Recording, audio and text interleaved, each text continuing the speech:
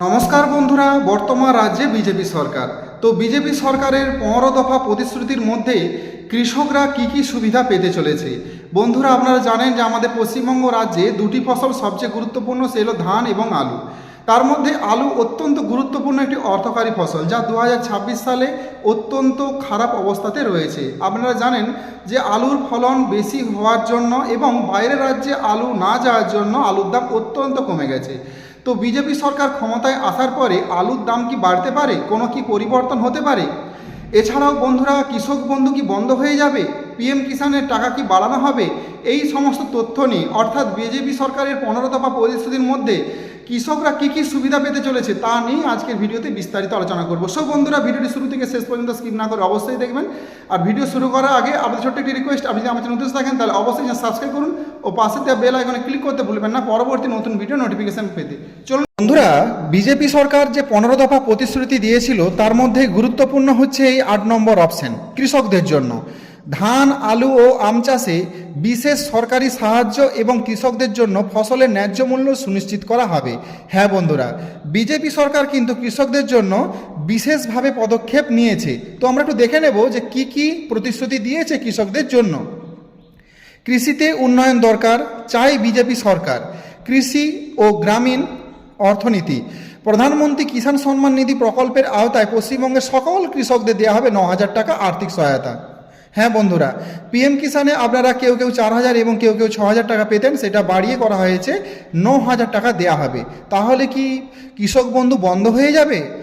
না বন্ধুরা, তবে একটা কথা বলা যেতে পারে যে একই রাজ্যে দুটো প্রকল্প চালু নাও থাকতে পারে। হয়তো কৃষক বন্ধু বন্ধ হতে পারে, শুধুমাত্র পিএম কিষাণে বেশি করে আর্থিক সহায়তা দেওয়া হতে পারে। আবার কৃষক বন্ধু কিন্তু চালু থাকতেও পারে, তবে না চালু থাকাটাই কিন্তু স্বাভাবিক। পিএম কিষাণে কিন্তু টাকা এই জন্য বেশি করে দেওয়া হচ্ছে। এরপরে আসি বন্ধুরা, যে ধানের দাম, ধানের ন্যায্য মূল্য এখানে সহায়ক মূল্য 3,100 টাকা করা হয়েছে। যেখানে আগের সরকার 2,290 টাকা করে দিত প্রতি কুইন্টাল এবং 5 কেজি করে বাদ, কিন্তু নতুন সরকার বিজেপি সরকার প্রতিশ্রুতি দিয়েছে ধানের দাম হবে 3,100 টাকা করে। এছাড়াও বলা হয়েছে কঠোর আইন প্রয়োগ করে কালোবাজারি বন্ধ করা হবে সারের। আলু চাষের সময় যে আপনারা সার নেন, অনেক টাকা দাম দিয়ে নিতে হয়, কিন্তু বিজেপি সরকার প্রতিশ্রুতি দিয়েছে যে সমবায় সমিতি যেগুলো রয়েছে সেই সমস্ত সমিতির মধ্য থেকে ন্যায্য মূল্যে সরকার থেকে কিন্তু সার প্রোভাইড করা হবে কৃষকদের। এছাড়াও চাষের জন্য যে আপনার পাম্পে জল সেচ করেন, সেখানে যে বিদ্যুৎ বিল, সেটাও কিন্তু ভর্তুকি দেওয়া হবে। এরপরে আসি সবচেয়ে গুরুত্বপূর্ণ বিষয়, যদি সরকার চায় যে কোনো জায়গায় শিল্প করবে, তো শিল্পের জন্য যদি কৃষি জমি প্রয়োজন হয় তাহলে সরকার কিন্তু তা অধিগ্রহণ করবে, কিন্তু বিনামূল্যে নয়, 4 গুণ মূল্য দেওয়া হবে। বাজার দরে 4 গুণ মূল্য এবং দ্বিগুণ ক্ষতিপূরণ দেওয়া হবে চাষিদের, এবং পাশাপাশি সেই শিল্পে কৃষকদের কোনো ছেলে বা স্বয়ং কৃষককেও কিন্তু কর্মসংস্থানের সুযোগ থাকছে। এছাড়াও বন্ধুরা আরও অনেক কিছু সুযোগ সুবিধা রয়েছে। তার মধ্যে আলু চাষ সবচেয়ে গুরুত্বপূর্ণ। জেলা স্তরে আলুর মোড়কজাতকরণ ও রপ্তানি সহায়ক কেন্দ্র গড়ে তোলা হবে, যাতে কৃষকরা ফসলের সঠিক দাম পান। চিপস এবং অন্যান্য প্রক্রিয়াজাত খাদ্য তৈরিতে উৎসাহ দেওয়ার পাশাপাশি দেশীয় আন্তর্জাতিক বাজারে আলু সরবরাহ শৃঙ্খলা মজবুত করা হবে। মানে পরিষ্কার বোঝা যাচ্ছে বন্ধুরা যে আমাদের পার্শ্ববর্তী উড়িষ্যা রাজ্যেও বিজেপি সরকার, এই রাজ্যেও বিজেপি সরকার, অর্থাৎ আর যাতায়াতের প্রবলেম রইল না। এবার খুব সহজে এ রাজ্যের আলু সেই রাজ্যকে চলে যাবে, পার্শ্ববর্তী রাজ্যে পাঠানো হবে, যার ফলে আলুর দাম কিন্তু একটা সঠিক পরিমাণে থাকবে, চাষিরা একদম কিন্তু লস খাবে না। এছাড়াও বিভিন্ন হিমঘর স্থাপন করা হবে নতুন করে, সেখানে আলু আরও বেশি করে মজুদ রাখা হবে, পরবর্তী সময় সেটাকে বাজারজাত করা হবে। এছাড়াও আম চাষিদের জন্য ভাবা হয়েছে যে প্রতি জেলাতে এখানে হিমঘর স্থাপন করা হবে আম চাষিদের জন্য, সেখানে কিন্তু আমকে সংরক্ষণ করা হবে এবং পরবর্তী সময় বিশ্ববাজারে পশ্চিমবঙ্গের আমের চাহিদা বাড়তেই সেই আমগুলো ছাড়া হবে।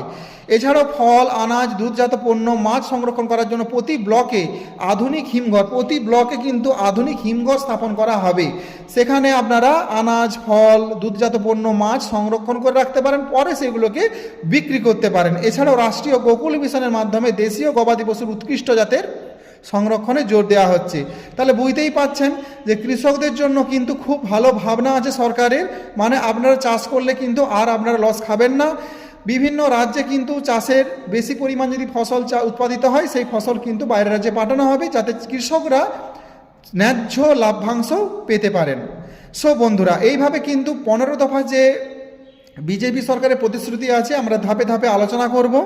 তবে বন্ধুরা, একটা কথা বলে রাখি যে পিএম কিষাণ বা কৃষক বন্ধু পুনরায় যদি ফর্ম ফিল আপ হয় তা ভিডিওর মধ্য থেকে জানিয়ে দেব। আপনারা তৈরি থাকুন, আমার ভিডিওর সাথে জুড়ে থাকুন, আমার চ্যানেলের সাথে জুড়ে থাকুন, প্রতিনিয়ত আমার ভিডিও দেখবেন। যে কোনো ফর্ম ফিল আপ আসলেই আমি আপডেট দিতে থাকবো। আপনারা অবশ্যই সিএসসি সেন্টারে গিয়ে কিন্তু আবেদন করবেন এবং আপনারা কিন্তু সব সময় আপডেট থাকুন, কারণ নতুন সরকার এসেছে, বিভিন্ন সময় বিভিন্ন ফর্ম ফিল আপ চলবে, তা ভিডিওর মধ্যে দিয়ে জানিয়ে দেবো। সো বন্ধুরা, আজ এই পর্যন্ত, দেখা হয় পরবর্তী নতুন কোনো ভিডিওতে নতুন কোনো টপিক নিয়ে। ততক্ষণ আমরা প্রত্যেকে ভালো থাকুন, সুস্থ থাকুন, বেস্ট অফ লাক।